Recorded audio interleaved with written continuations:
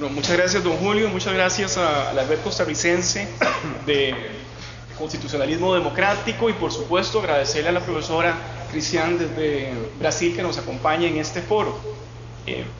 Este es un tema, el principio de no regresión, que algunos hemos venido dándole seguimiento tal vez ya hace unos 3 años. El profesor Boeglin, que está ya sentado en el público, sabe que desde hace unos 3 años hemos venido intercambiando información y viendo cómo se ha venido evolucionando.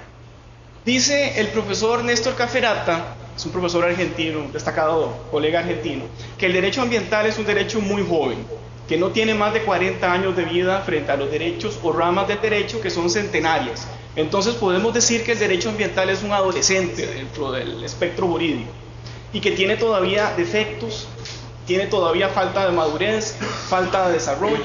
Es decir, dice el profesor Caferata, el derecho ambiental está en evolución y precisamente el principio de no regresión es parte de esta evolución constante de una rama muy nueva del derecho.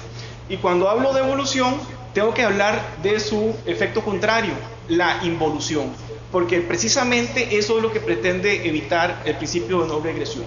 Cuando creíamos que el derecho ambiental iba avanzando para cada vez proteger más y contaminar menos, es el fin y al cabo del derecho ambiental, nos topamos contra pared. Entonces vemos ahí en el gráfico cómo involucionamos, vamos para atrás, o este péndulo que en algún momento tocó contra pared y ahora pareciera, y a nivel internacional, que el asunto va para atrás.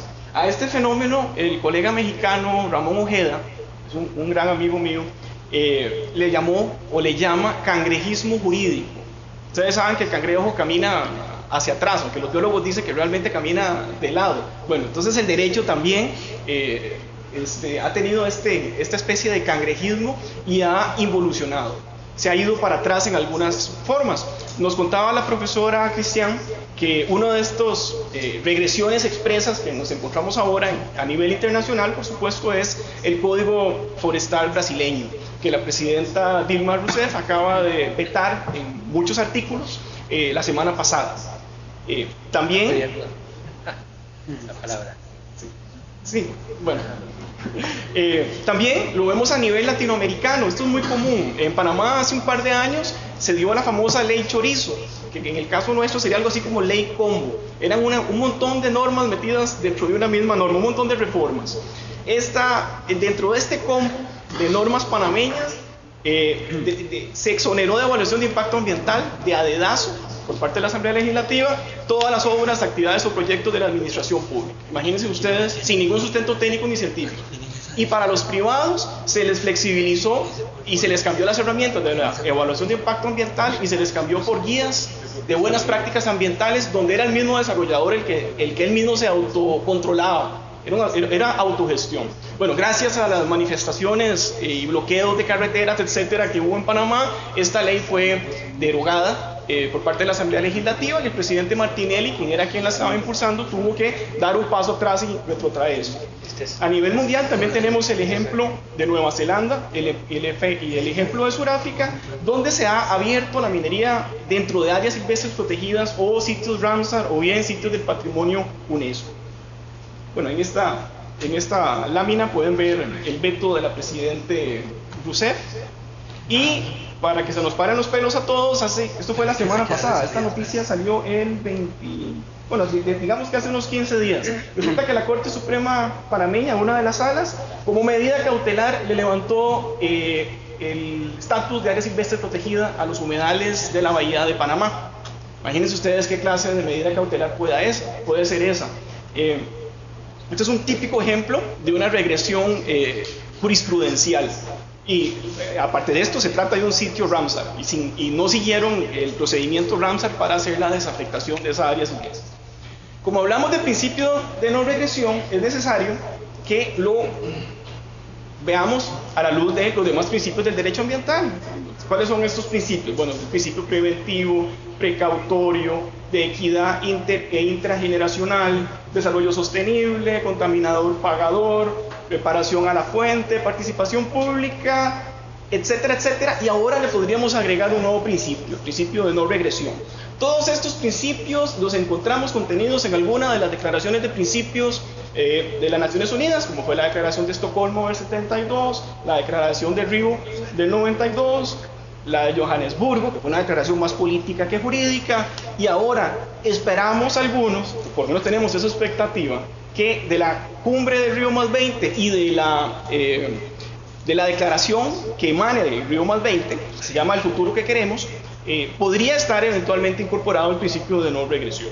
Por ejemplo, la Unión Europea, desde el 20 de septiembre del 2011, mediante una resolución, aprobó la política que va a seguir la Unión Europea dentro de la cumbre de Río. Esos van a ser los lineamientos. Dentro de esos lineamientos está que la Unión Europea va a impulsar la consagración expresa dentro del texto de la declaración final del principio de no regresión. Del borrador, este es un extracto del punto 19 del borrador, del último borrador, que por lo menos el que he tenido yo acceso, es el borrador de fecha 2 de junio del 2012.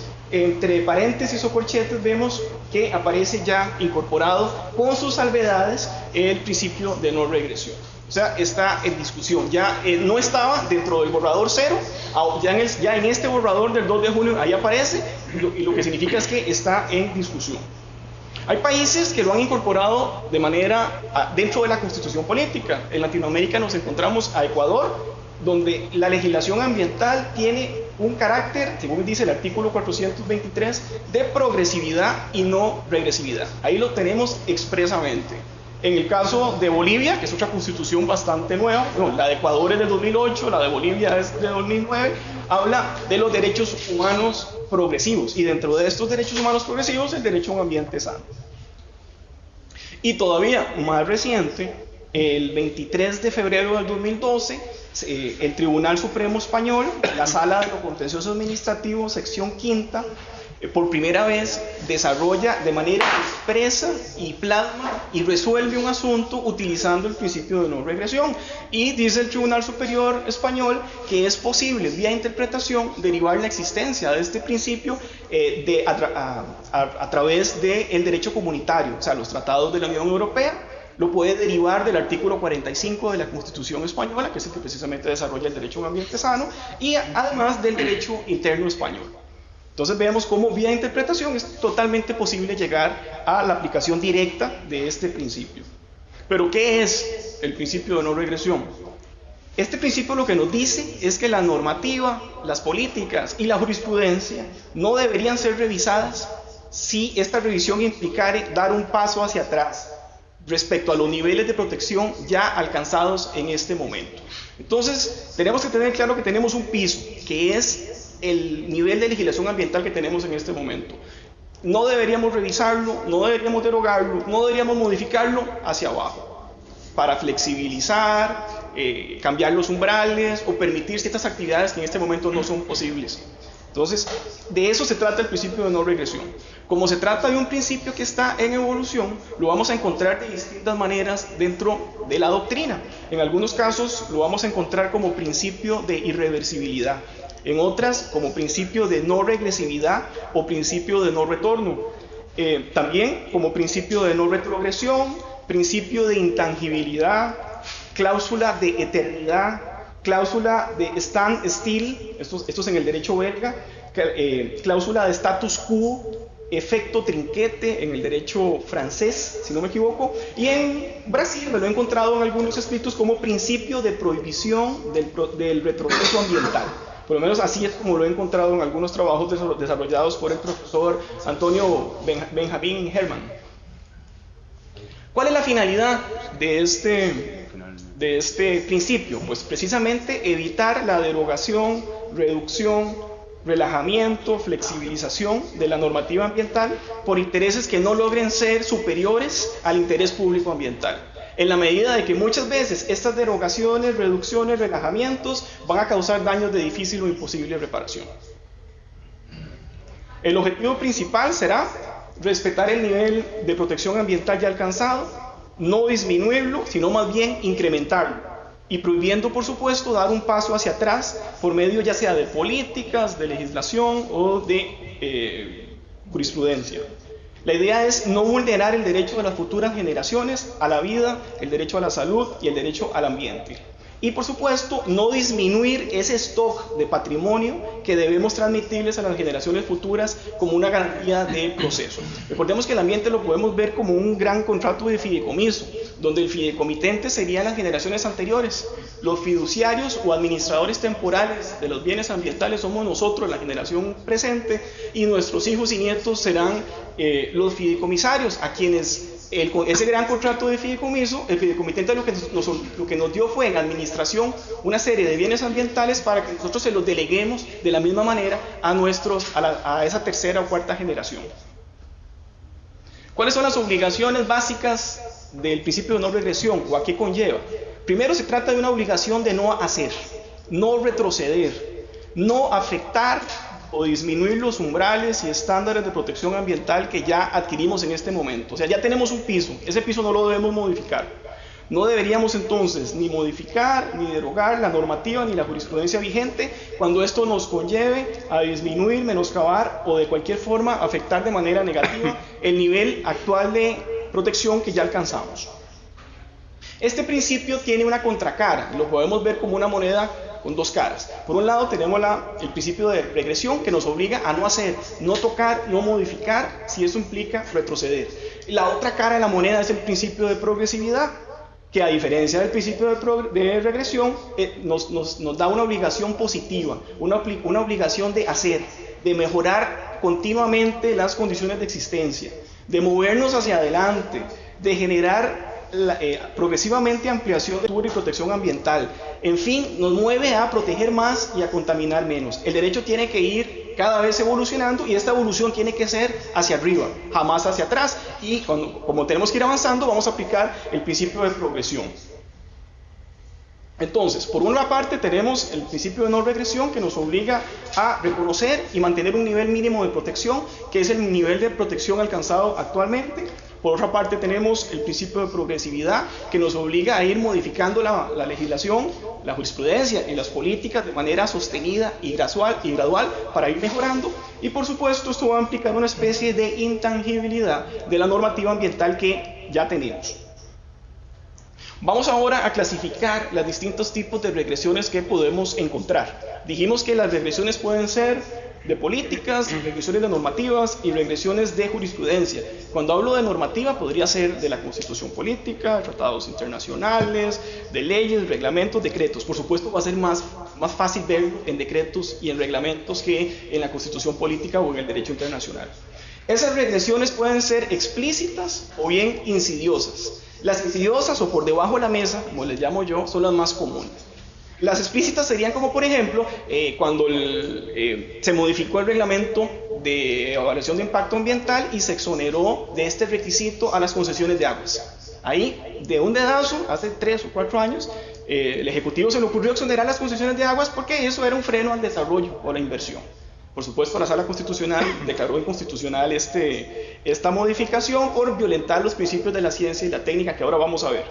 Pero las regresiones insidiosas son las más comunes. Ahora el profesor Edgar Fernández les va a explicar algunos decretos ejecutivos que podemos clasificar de regresivos. Por ejemplo, la modificación de los límites del Refugio Nacional de Vida Silvestre San Lucas o el de Gandoca Manzanillo son regresiones insidiosas. ¿Por qué? Porque si ustedes ven, el objetivo que dice el decreto es: vamos a aumentar el área silvestre protegida Gandoca, pero lo que le están aumentando es el área marina, mientras que le están quitando parte del área terrestre. Esa desafectación del área terrestre, por supuesto, es una regresión. ¿Por qué se hizo sin ningún sustento técnico y científico? ¿Por qué se desafectó esa parte? Pues nosotros sabemos, simplemente es porque esa zona es para poder construir, hacer inversiones, desarrollarla, etc. Esas podríamos llamar que son las regresiones insidiosas o por debajo, que nos dicen una cosa pero realmente tienen otra intención.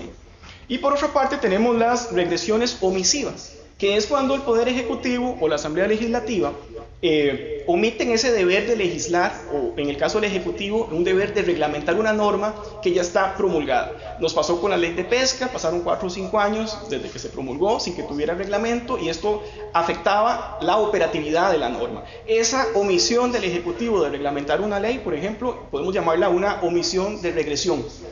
Esto en cuanto, como vemos aquí al final, la ineficacia por sí sola del derecho ambiental es una regresión.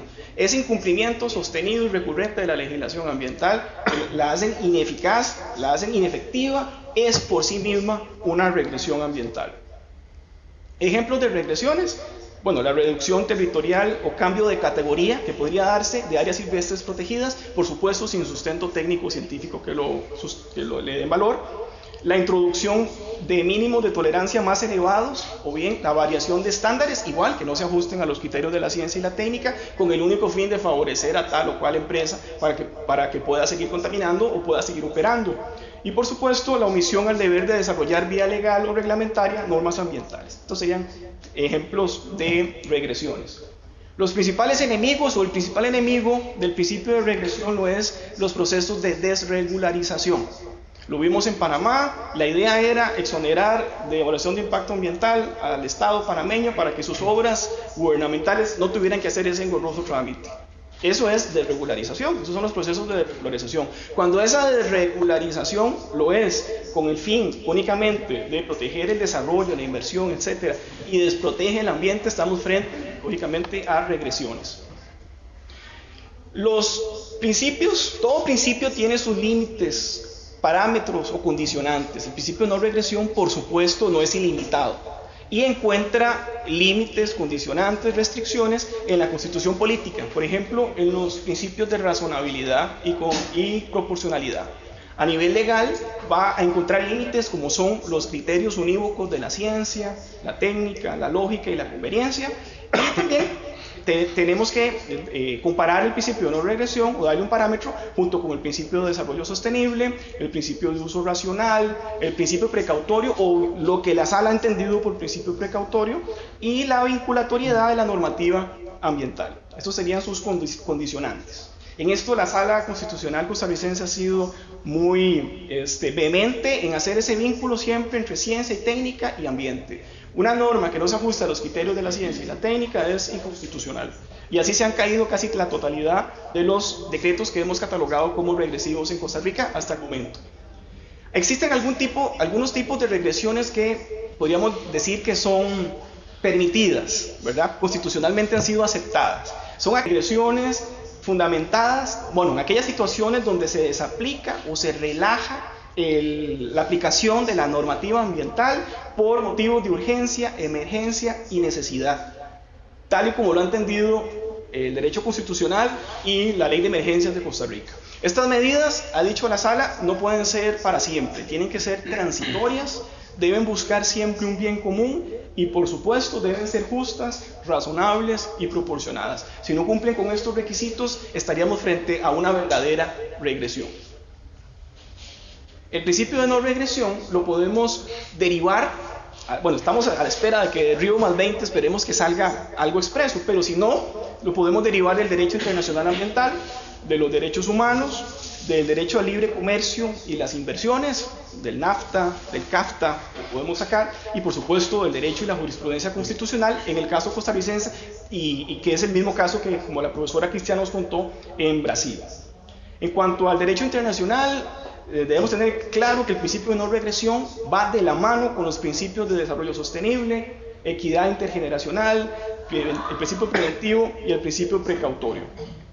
Todas las convenciones y tratados internacionales sobre medio ambiente siempre buscan un objetivo que es la mejora continua del ambiente. Por ello, no podríamos pensar que el derecho internacional del medio ambiente fuera de alguna manera regresivo, porque siempre de lo que se trata es ir hacia adelante, ir mejorando los estándares ambientales. Convenios como el de Basilea o el convenio de Helsinki por sí mismos prevén la superioridad de estos convenios por sobre otras normas. Además, el convenio de diversidad biológica y el protocolo de Cartagena expresamente disponen que este convenio prevalece sobre otros tratados internacionales, lo que significa que un tratado posterior a la diversidad biológica o de Cartagena no podría bajar los estándares de o los lineamientos básicos de estos tratados. Entonces, aquí no podríamos aplicar esa frase latinazo que es el lex posterior derogat priori. En materia internacional no podría aplicar por los hechos que acabamos de determinar. También, y donde mejor lo vamos a ver el principio de no regresión, es por medio del Tratado de Libre Comercio con los Estados Unidos, Centroamérica y República Dominicana, el famoso CAFTA-DL.